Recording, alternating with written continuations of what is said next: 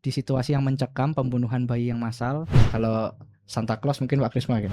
Ada jubah merah tapi tidak digunakan untuk Natal. Natal itu hanya menjadi momentum saja yang menjadi mengingatkan kita untuk yuk kita mulai lagi dari nol. Merry Christmas semuanya.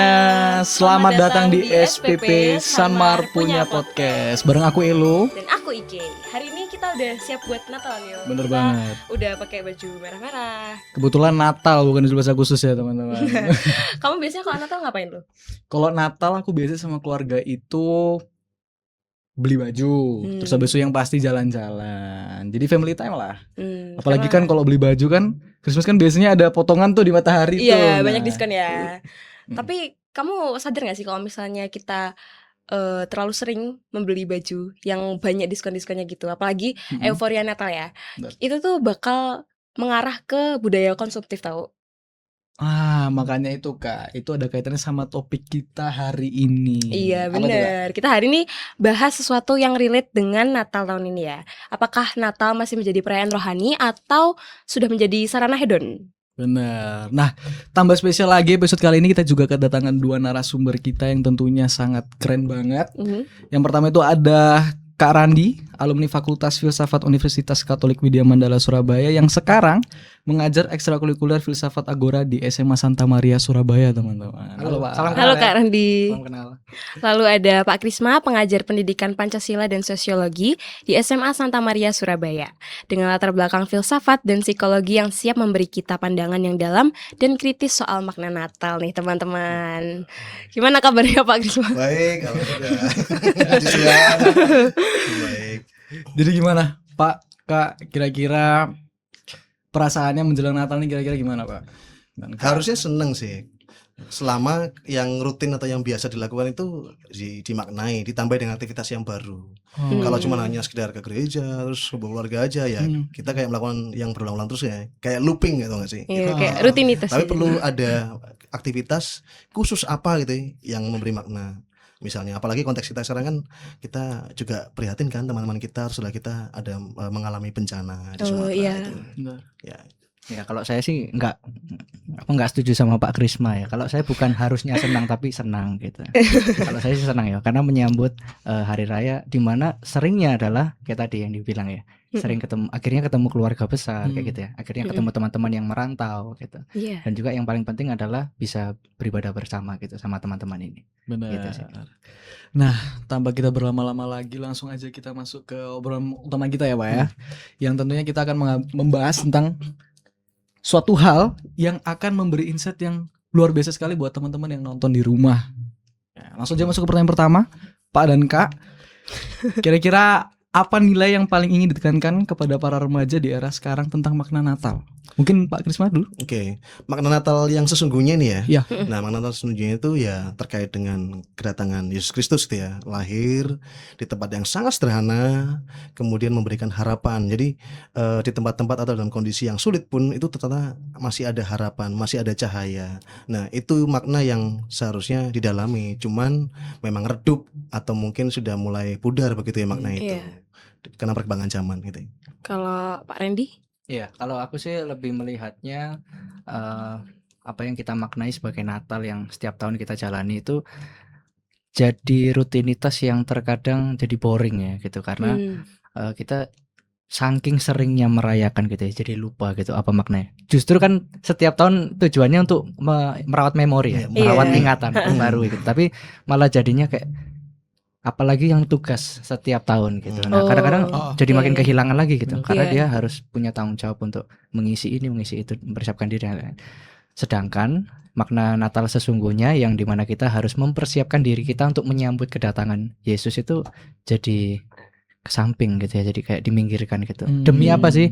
Kadang-kadang sih ngomongnya gini, demi suksesnya ibadah, aku menyingkirkan persiapan diriku untuk menyambut Tuhan gitu, supaya jemaat bisa beribadah.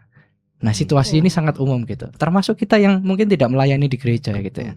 Bahkan kita kayak hari-hari ini apa sih yang bikin kita jadi salfok sama Natal? Kalau nggak libur, diskonnya. Nah, gitu. Iya Ya kan? Itu kan yang Benar-benar. jadi problem gitu. Makanya asik nih pembahasan hari ini kita bisa bahas sampai ke arah sana gitu. Oh ya Pak, kan kalau Natal itu identik dengan pohon cemara dan juga Santa Claus ya. Kira-kira Bapak bisa ceritain nggak kenapa Natal itu bisa diidentik dengan hal tersebut? Ya, nanti Pak Krisma mungkin bisa melengkapi ya. Jadi kalau yang saya baca itu sebenarnya budaya pohon Natal itu sendiri, pohon cemara itu dari budaya Eropa ya, musim dingin terutama. Karena melihat bahwa situasi musim dingin yang tidak memungkinkan adanya makhluk hidup yang bertumbuh maupun juga yang hidup. Misalnya manusia cari tempat tinggal di dalam rumah yang butuh api, butuh kehangatan, dan tapi ada satu pohon yang bisa terus tumbuh, bisa terus bertahan di situasi dingin itu. Nah, harapan untuk bisa terus tumbuh ini adalah digambarkan dengan pohon cemara gitu di situasi Natal. Nah, warna hijau juga termasuk di dalamnya ya, menandakan pohonnya kan namanya evergreen ya. Jadi selalu hijau, selalu tumbuh gitu. Jadi sebuah pengharapan seperti kedatangan Yesus. Kalau Santa Claus mungkin Pak Krisma bisa melengkapi. Iya. Saya mau nambahkan yang soal pohon tadi ya. Pohon cemara itu pada dasarnya ya lagian warnanya hijau. Kalau itu kan cocok banget dengan warna liturgi gereja ya. Hijau itu pengharapan. Nah, terus kemudian pohon cemara kan identik dengan bentuk atau bidang segitiga. Segitiga itu sebenarnya Trinitas, Tritunggal Maha Kudus. Oh. Jadi Allah Bapa, Putra, Roh Kudus gitu. Seperti itu.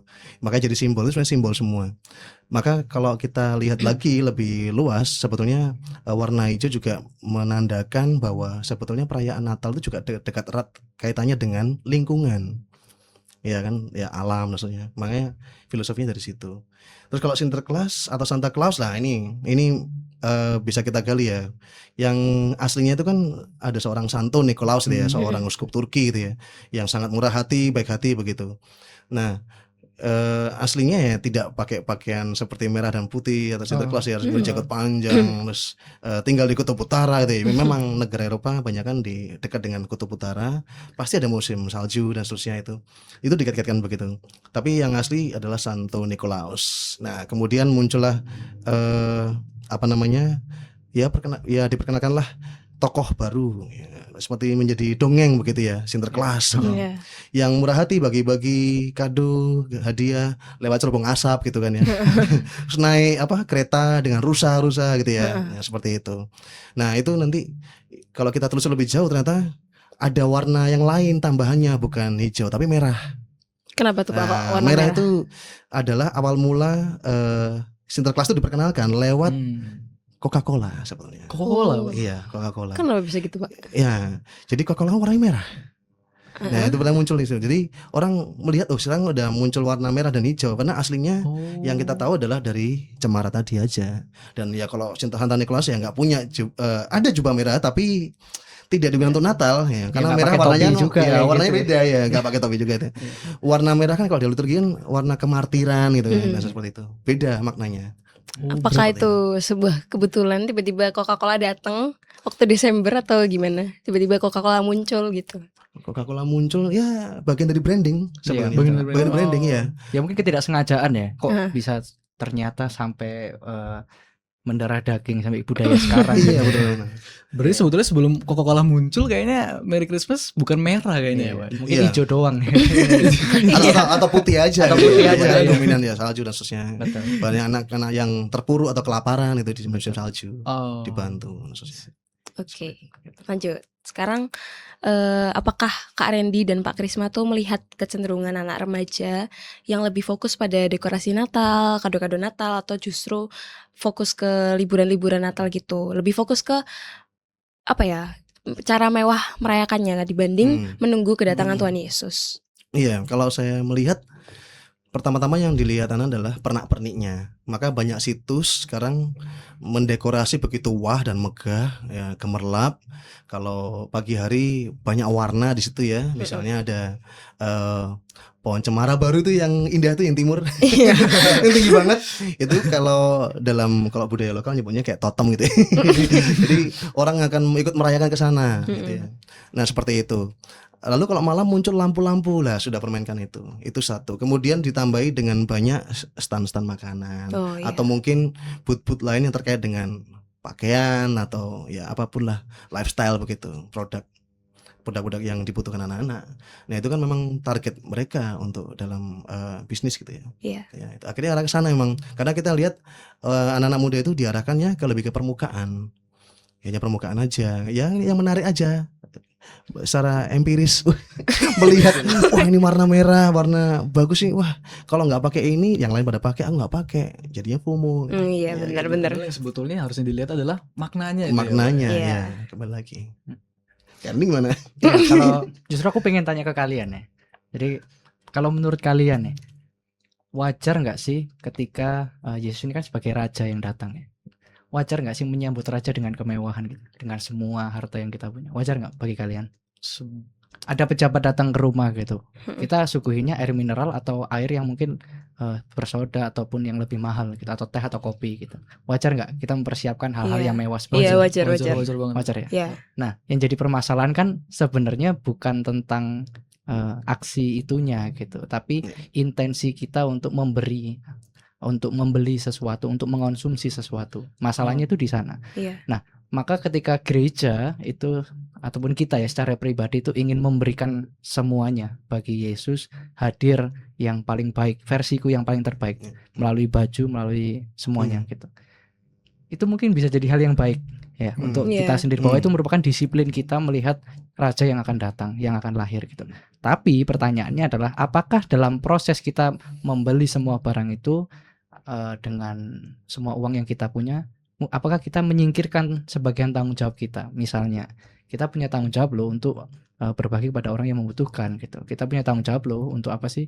Untuk misalnya kalau kita punya adik ya, adik kita minta dibeliin hadiah Natal, kita nggak beliin buat kita beli baju sendiri supaya bisa tampil bagus di mata Tuhan gitu. Nah, itu masalah terkait etikanya itu loh di sana gitu. Jadi kita bisa pertimbangkan di sana. Jadi ini bukan soal apakah jika kita mempersiapkan hal yang mewah itu salah atau tidak. Sekali lagi, nilai yang ditentukan oleh pasar itu kan ya dibentuk oleh pasar gitu. Jadi mungkin pada saat itu emas itu bisa ditukar dengan padi ya gitu.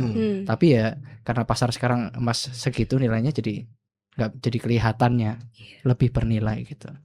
Gitu sih. Nah, itu justru menarik gitu bagi kita sendiri. Apakah wajar kalau kita mau bahas terkait ini ya, kemewahan ya, apakah wajar kita menyambut Yesus tanpa kemewahan apapun gitu? Apakah itu akan kelihatan less prepare atau justru kelihatan sederhana? Tapi kan Tuhan Yesus juga lahirnya dengan cara sederhana ya. Dia di kandang gitu. Nah, itu dia gitu. Jadi ada masalah di sini kan gitu. Iya. Kayak kita lihat Yesus datangnya dia biasa aja gitu, tapi di sisi lain ya kita excited dong Ketemu Yesus ya. Tuhan ya. Masa kita nggak bawa apa-apa? Kayak misalnya orang maju kan bawa ya. Iya. Orang Yesus Bawa berbagai macam hal gitu. Nah, itu loh.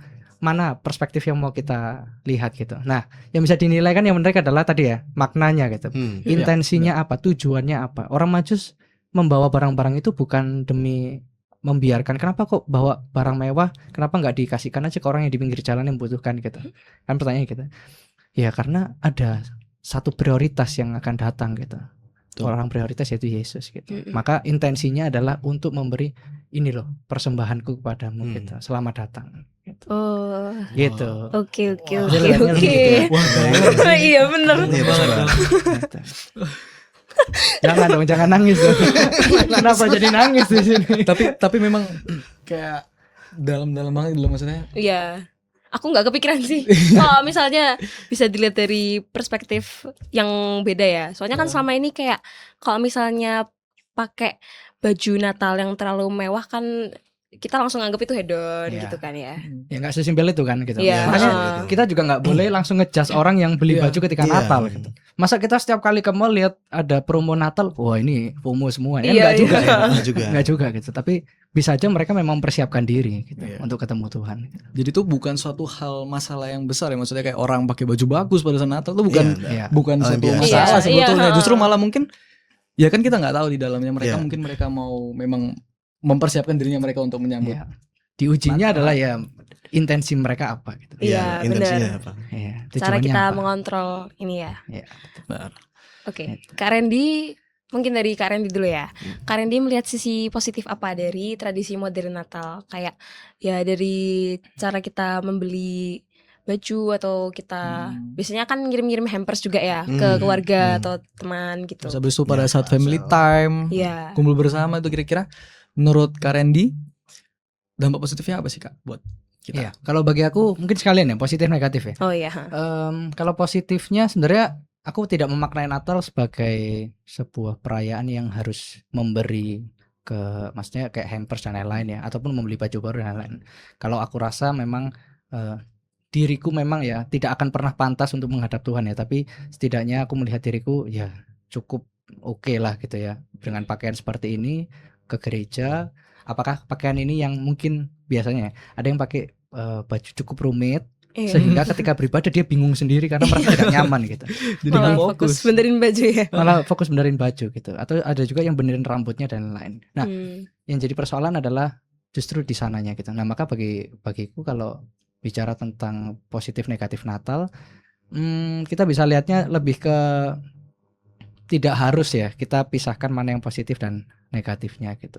Lebih yuk kita membiasakan ya. Punya aktivitas habit yang setiap hari dibentuk menuju Natal itu jauh lebih baik ketimbang kita berbuat sekali baik pada saat Natal doang. Iya, benar. Maka Natal itu hanya menjadi momentum saja yang menjadi mengingatkan kita untuk yuk kita mulai lagi dari nol gitu. Kalau kalender gereja kan mulainya dari Natal gitu, Iya, Advent. mulai dari Advent pertama. Ya kan, yang sebelumnya diakhiri oleh Kristus Raja kalau nggak salah gitu, bahwa ada peneguhan bahwa Yesus itu Raja gitu. Nah, di sanalah kita baru bisa lihat, oh ternyata untuk memulai tahun yang baru ini kita harus punya komitmen juga yang terus diperbarui gitu. Nah, di sana adalah positifnya untuk bicara tentang Natal. Nah, negatifnya memang kalau jatuhnya ke hedonisme ya. Iya.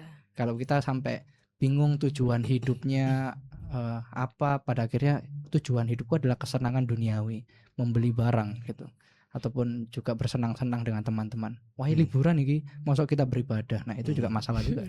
Mau kapan lagi kita Natalan kalau nggak tanggal Iya, ini biasanya kan, gitu. kalau menjelang Natal, malam Natal ya apalagi. Kan kita biasanya lebih fokus ke Christmas dinner Betul. Iya. atau Mana dulu jadwalnya yang keluar coba. Christmas dinner Iya, duluan. Baru kita mikir Christmas dinner nanti pakai baju apa ya? Iya, Padahal bener, buat ibadah Natal kita belum mikir gitu. Kita mau pakai pakaian apa yang pantas gitu. Pesta di mana gitu ya. Nah, gitu. Pesta di mana? Iya, Gitu. Nah, itu sih. Jadi bahayanya gitu ya. Banyak, Banyak ya, kalau fokusnya ke misalnya situ. Iya. Iya. Jadi semuanya tergantung fokusnya kita ya. Iya. Maksudnya Iya, kalau betul. misalkan fokusnya kita terlalu ke masalah penampilan kita, masalah outputnya, itu juga bisa jadi buat makna Natalnya jadi hambar gitu ya kayak. Ya, kalau saya perhatikan tergantung sih kita kesenangannya kita letakkan di mana. Oke. Kalau kesenangannya kita letakkan di koleksi baju yang bagus gitu ya, kan tujuannya kita pakai baju bagus kan apa sih? Menyambut raja atau pengen dilihat orang. Nah itu. Kalau pengen dilihat orang, dilihat supaya kelihatan tampil beda gitu, pasti akan nambah terus gitu. Atau apalagi kalau misalnya muncul banyak diskon, nggak cuma diskon sih, mungkin banyak yang pakai baju itu lagi vibe, ya lagi vibe sih udah dapat banget. Aku nggak mau ketinggalan. Nah itu bisa juga kayak gitu. Maka orang FOMO beli ini beli itu, padahal dia masih punya yang bagus yang dulu. Iya. Variasinya juga banyak gitu, koleksinya juga banyak, tapi dia tetap punya beli baru yang terakhir misalnya ya, meskipun koleksinya sudah 100 misalnya gitu ya. Itu memungkinkan banget, dan itu sekarang jadi habit. Nggak cuman baju sebenarnya ya, sepatu apapun ya, kadang jam, bahkan elektronik juga demikian sama. Nah, seperti itu. Jadi tergantung kita letakkan kesenangan atau passionnya atau arahnya kita itu kemana gitu. Soalnya ya kalau kita bicara yang tadi ya, menurut kalian lebih pantas yang mana ya? Orang yang hanya mampu memberikan Rp5.000 untuk persembahan Natal dibandingkan dengan orang yang mampunya 10 juta memberi, tapi dia memberinya hanya 100.000 untuk persembahan Natal. Iya. Secara nominal banyak yang 100.000 dong, Iya. Iya. tapi secara intensi dan juga hati yang meletakkan sepenuhnya bagi Tuhan adalah yang 5.000. 5.000. Nah itu loh, permasalahan itu bukan soal seberapa mahal barang atau kemewahannya gitu. Jadi ingat persembahan janda yang miskin. Iya betul, betul. Dia memberi dari kekurangan. Betul. Iya.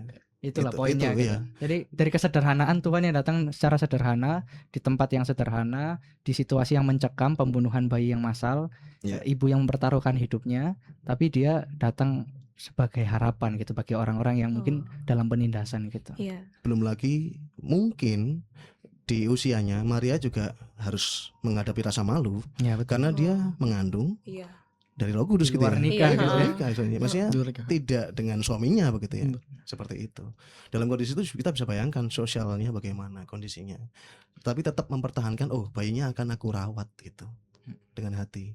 Nah itu loh, pemaknaan itu kan jarang kita dengarkan ya. Iya, jarang. Di benar. diskusi dengan teman-teman kita kayaknya Benar. mana ada sih, ataupun cukup jarang ya orang-orang yang ketemu ketika Natal, yuk kita diskusi tentang Natal yuk gitu. Iya, betul. Iya kan ya? Agak aneh ya. Iya kan ya? Nah itu loh, ketika kita bicara itu agak aneh, berarti mungkin hati kita selama ini di event aja gitu. Natal sebagai event, Iya, bukan iya. bukan kita hidupi sehari-hari. Gitu sih. Ya itu kuncinya. Jadi Kalau- penting itu Natal adalah kelahiran Yesus itu sendiri, ya itu. Itu yang paling Itu yang penting dilupakan ya. Gitu. Wow. Sampai gak bisa berkata-kata ya. Wow. Memang wow, kayak wow banget gitu. Nah, jadi Pak, kalau misalkan menurut Kak Randy dan juga Pak Krisma nih, kira-kira ada saran nggak buat para siswa-siswi atau yang nonton di rumah nih, cara mereka untuk merayakan Natal yang sederhana tapi penuh makna tuh, Pak? Kira-kira gimana? Dari saya dulu ya. Ya. Kalau saya sih prinsip saya sama ya, karena saya berprofesi sebagai guru, maka perlu literasi, itu penting. Literasi itu tidak harus baca buku gitu ya, tapi banyak kok konten-konten yang edukatif kok soal Natal. Carilah gitu ya. Bolehlah kita merubah atau sedikit mengacaukan algoritma supaya nggak muncul algoritma yang kita suka aja, tapi kita mendengarkan banyak wawasan baru atau cari sejarahnya. Itu penting di sosmed banyak.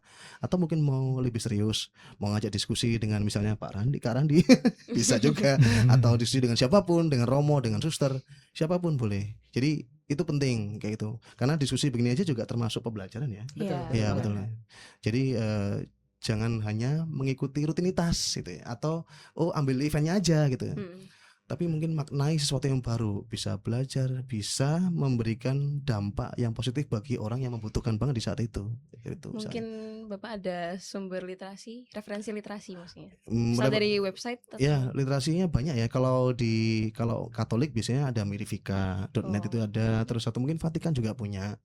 Saya tuh juga follow akun Instagramnya Vatikan gitu misalnya gitu. Atau akun Instagram dari gereja mana, biasanya ada wawasan-wawasan baru semacam itu.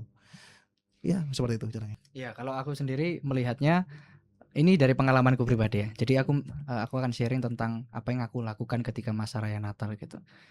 Yang pertama adalah aku cukup sering untuk berdiskusi dengan AI gitu, sering ngobrol gitu. Tanya, misalnya aku nggak tahu sesuatu, aku tanya. Misalnya, aku cukup lupa dengan sebenarnya pemaknaan Natal ini seperti apa. Aku tanyakan ke AI gitu. Nah, bagiku yang cukup lengket di kepalaku ya, yang diajarkan di fakultas ya selama aku kuliah adalah hidupi budaya reflektif. Harus terus refleksi. Kalau misal ada sesuatu yang bagi kita kayak kok aku kayaknya nggak pas ya, yuk kita terus refleksi gitu. Apa yang bisa kita perbaiki dan jangan sungkan untuk bertanya gitu. Makanya salah satu yang aku gunakan untuk perkembangan diri adalah AI, ChatGPT, salah satunya Gemini dan lain-lain gitu. Banyak lah gitu. Nah, itu yang pertama. Lalu yang kedua adalah apa sih yang bisa dilakukan ya dari apa yang kita miliki gitu. Kalau untuk teman-teman selain tadi hidupi budaya reflektif ya, jadi sering bertanyakan tentang diri kita, apakah kita benar atau salah. Yang lebih penting sebenarnya kalau saya sih lebih sepakatnya adalah kita dibentuk sebenarnya dominan oleh lingkungan gitu. Iya, benar. Situasi sekitar kita, keluarga kita, dan maka yang paling baik adalah menciptakan habit, menciptakan kebiasaan gitu. Nah, kebiasaan yang baik itu tidak hanya yang momentum sekali besar itu keren gitu, enggak. Donasi yang terkumpul 20 juta, 10 miliar, 100 miliar, 1 triliun itu mungkin bisa dikalahkan dengan keseriusan orang yang setiap hari menyisihkan uangnya di tengah kekurangannya dia gitu ya, untuk memberikan donasi bagi teman-teman kita yang sekarang sedang kena bencana gitu. Sesimpel itu gitu. Jadi misalnya kita sekolah ya, punya uang saku 20.000, 50.000, ya sisihkan mungkin 1.000, 2.000, 5.000 seberapa, dan itu konsisten gitu. Sampai pada masa raya Natal kita mengucap syukur dengan cara itu ya. Setelah semua terkumpul kita donasikan gitu. Nah itu loh. Jadi hal-hal yang nggak perlu kita kayak bisa bayangin nggak ya kalau misal, aduh kalau kita sehari dapat 20.000, kita ngasih 300.000 gimana caranya? Nggak kepikir ya. Makanya harus melalui kebiasaan yang kecil-kecil gitu. Saya jadi ingat pengalaman saya dulu. Saya pernah Natalan di lokasi tempat saya berkunjung itu di daerah Malaka. Itu jauh dari gereja, jadi kita nggak mungkin bisa Natal tanggal 5. Tapi kita merayakan bersama dengan para migran. para migran dari berbagai macam negara kayak Nepal, Bangladesh, bahkan Indonesia juga ada yang lagi kerja atau jadi TKI atau TKW negara masing-masing yang ada di negara Malaka itu, Malaysia itu. Artinya momen-momen ketika kita menghabiskan waktu Natal bersama dengan orang-orang yang membutuhkan, yang termarginalkan, itu akan lebih terasa sebenarnya Natalnya. Serius. Iya. Ucapan Itu syukurnya beda. ucapan syukurnya beda. Syukurnya beda. Bukan syukur hanya event aja, bukannya syukur hanya perayaan rohani aja di gereja rutin, bukan hanya perayaan syukur bersama keluarga, tapi bersama dengan orang-orang yang mungkin ketemu keluarganya aja susah. Betul. Oh, iya. Itu lebih dapat pasti. Walaupun kita mungkin buat datang ke gereja di lokasi waktu itu ya, itu memang nggak ada gereja. Bukan Malaka yang kota yang wisata itu, bukan, tapi jauh banget dari kota itu, dan saya dengan teman saya itu sama Natal gitu belum sempat misa, lalu kemudian kita berkunjung ke area tempat tinggalnya orang-orang Bangladesh dan Nepal. Waktu itu saya di Malaka itu pernah ngalamin kayak gitu. Ya misal di sini kita bisa cari lokasi mana yang bisa datengin, nggak usah yang terlalu ekstrim dengan cerita saya, misalnya datang aja ke panti asuhan misalnya gitu, itu oke. Menurut saya penting. Bahkan itu bisa juga teman sekelas kita ya, Iya, maksudnya bisa. Oh iya. kan kita tahu ya ada beberapa teman yang ketika saya sekolah dulu ada yang cukup dipinggirkan gitu, entah karena kekurangan fisik atau kekurangan nilai dan lain-lain gitu.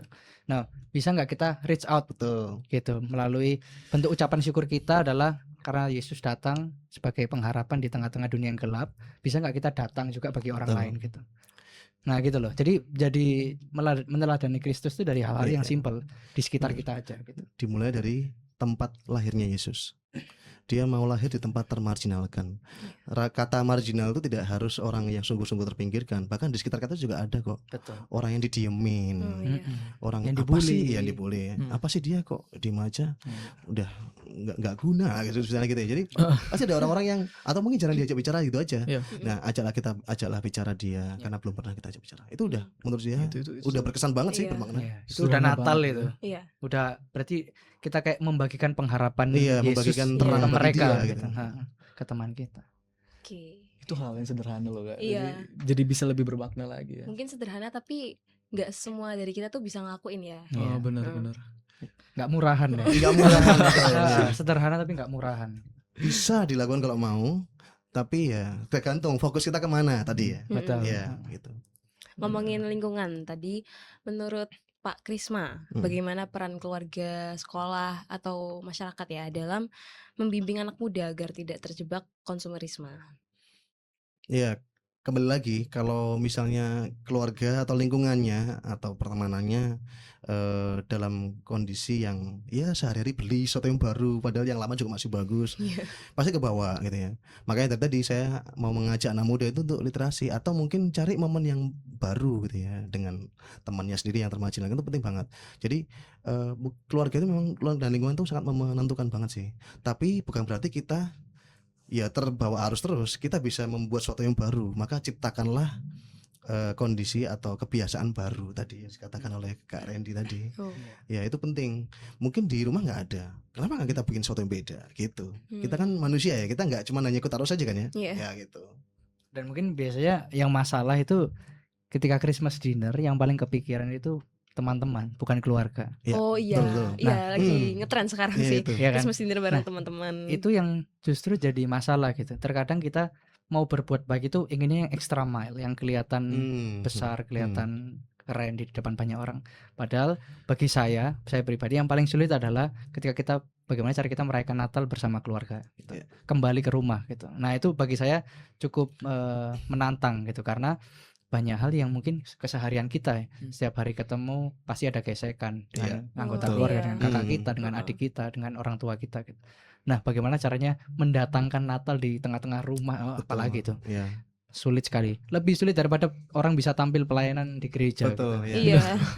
Lebih sulit gitu, apalagi kalau kita cuman ketemu sama teman ya gampang gitu, karena kita juga jarang ketemu kan gitu sama teman. Ya paling sehari sekolah, setelah itu nggak ketemu. Kalau kita sekarang udah paham nih, kita di podcast udah ngobrol banyak hal gini, kita udah kebuka insight-nya. Bisa nggak kita membawa insight ini ke lingkungan terdekat kita? Bener. Jadi kayak yang maknai Natal jangan kalian doang kan gitu, jangan kita doang, tapi bisa nggak anggota keluarga kita, rekan-rekan kita yang lain gitu. Ya misalnya kalau misalnya nggak punya kebiasaan yang ngumpul bersama ya minimal makan bareng. Iya, minimal makan bareng. Atau mungkin misalnya nonton bareng gitu ya sama keluarga, atau di rumah Netflix-an bareng, Ya. atau binge watching bareng dengan keluarga. Seru banget gak sih? Iya, Gitu ya, keluarga. Nonton apapun, dari genre yang anak kecil untuk anak-anak sampai yang horor boleh juga gitu. Atau yang paling simpel tapi bagi saya sulit adalah meletakkan HP ketika makan bareng. Oh Wah. iya. Iya, itu paling penting itu. Heeh. Iya. Bisa nggak pada saat itu kita benar-benar ngobrol sama keluarga kita? Pas nonton film, HP diletakkan Iya, HP taruh. di gitu. airplane semua Meskipun coba. Pak Krisma telepon matikan ya. Iya. Tapi itu gangguan paling susah, Pak. Iya. Apalagi zaman sekarang itu HP untuk bisa melengkapi suasana kebersamaan itu Iya, sebetulnya. betul. Benar, Pak. Nah, challenge-nya itu kalau misal tanya sekolah dan gereja apa yang bisa dilakukan? Bisa nggak di-challenge kayak gitu? Ketika kita beribadah, yuk kita fokus dengan kita meletakkan HP kita. Jadi reminder gitu ya. Iya. Di Iya. sekolah juga gitu. Kalau kita lagi kumpul, misal ada class meeting kan biasanya. Iya. Bisa nggak class meeting tuh HP-nya diletakkan, kita fokus untuk interpersonal, kita ngobrol gitu. Gitu. Kalau menurut Pak Krisma dan juga Kak Randy, kira-kira ada nggak pesan buat para remaja Kristiani dan mungkin juga buat seluruh dunia? Iya. Pesan Natal kira-kira ada nggak? Kalau saya prinsipnya begini. Ketika ada situasi yang nggak sesuai dengan harapan kita, ekspektasi kita, idealnya kita, ya udah dijalani gitu ya. Misalnya, aduh temanku kok nggak menyenangkan gitu ya, minimal begitu. Atau oh saudaraku kok begitu, ibuku kok ternyata sama aku kurang begitu kelihatan baik gitu ya. Ya kenapa nggak diberikan approach yang baik? Karena sesuatu yang buruk kelihatan buruk, belum tentu itu buruk. Ya, makanya tadi kita bahas soal kebiasaan baru yang baik di saat Natal untuk keluarga atau teman yang mungkin terpinggirkan begitu ya. Jadi pesannya adalah satu-satunya kesempurnaan yang sejati itu adalah menghadapi atau memeluk ketidaksempurnaan yang ada dalam hidup kita atau di lingkungan yang kita hadapi begitu sih. Ya, Oke. kalau dari aku yang paling penting ketika kita bicara tentang kebersamaan manusia ya, bahkan sampai dunia adalah yuk kita lebih peka lagi ya.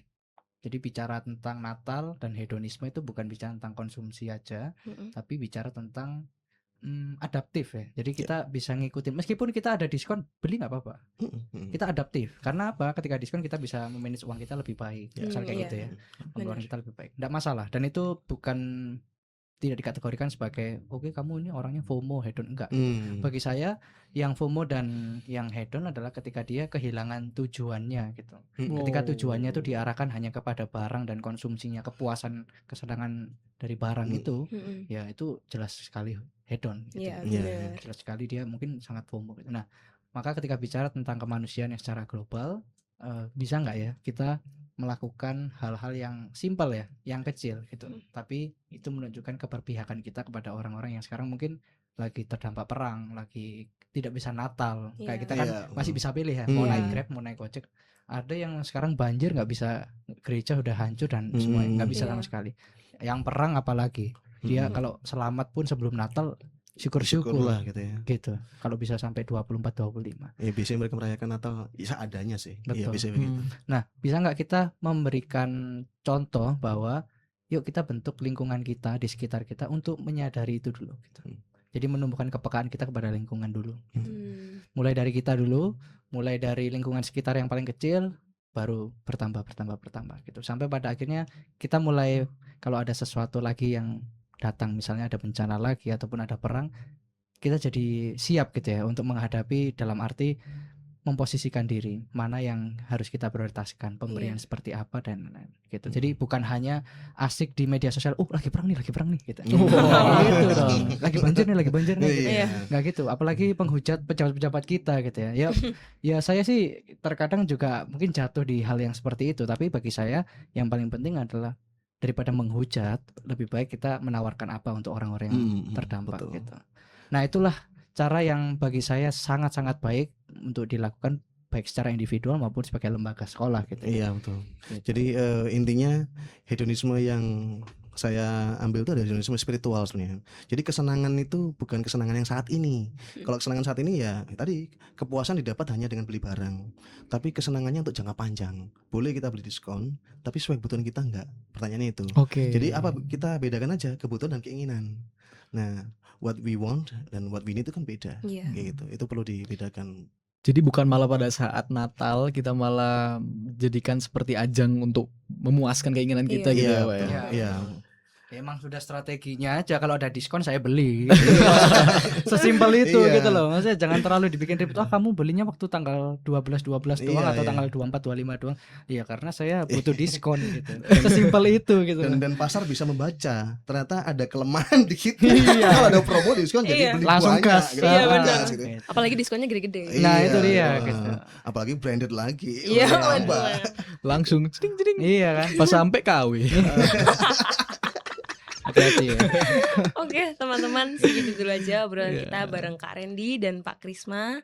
Dari obrolan-obrolan kita tadi, aku udah mulai memaknai Natal dengan cara yang baru lagi ya, nggak cuma cara bagaimana kita merayakan Natal dengan mewah, tetapi bagaimana kita memaknainya dengan tulus. Ya. Benar. Jadi pada intinya itu sebetulnya sebelum kita melakukan suatu output seperti membeli apa segala macam itu juga harus bisa paham dulu sih maknanya tuh apa. Iya, benar-benar. Maknanya tuh untuk kita pahami Natal ini itu yang paling penting sebetulnya daripada kita beli baju apa segala macam, tapi yang paling penting adalah maknanya, teman-teman. Gitu. Oke, ya benar. Wow, gila hari ini kayak wow banget nih. Mendapatkan insight baru ya. Semoga Iya. teman-teman yang dengerin obrolan kita juga dapat insight yang baru. Nah, Terima kasih ya, Pak Terima kasih. Pak Terima Risma kasih, dan teman-teman. Kak Randy. Oke. saya kayak tenggelam gitu Pak waktu. Iya. Wow. Kode angin tuh kayak kenceng banget itu, Oh, Pak. iya. Gak apa-apa. Terlalu berat kayaknya ya. Iya. Tenggelam dalam terang itu baik. Betul, betul. Kata-kata Natal dari Pak Krisma. Apa Pak dari kata-katanya Pak? Tenggelam dalam terang. Itu baik. Kata-kata hari ini teman-teman. Nanti jadi ini ya, jadi fitsnya gitu. Iya, benar-benar. Oke baik teman-teman, terima kasih Pak Krisma dan juga Kak Randy. Sampai jumpa di episode selanjutnya. Aku Elo. Dan aku Ike. Bye-bye. Bye bye.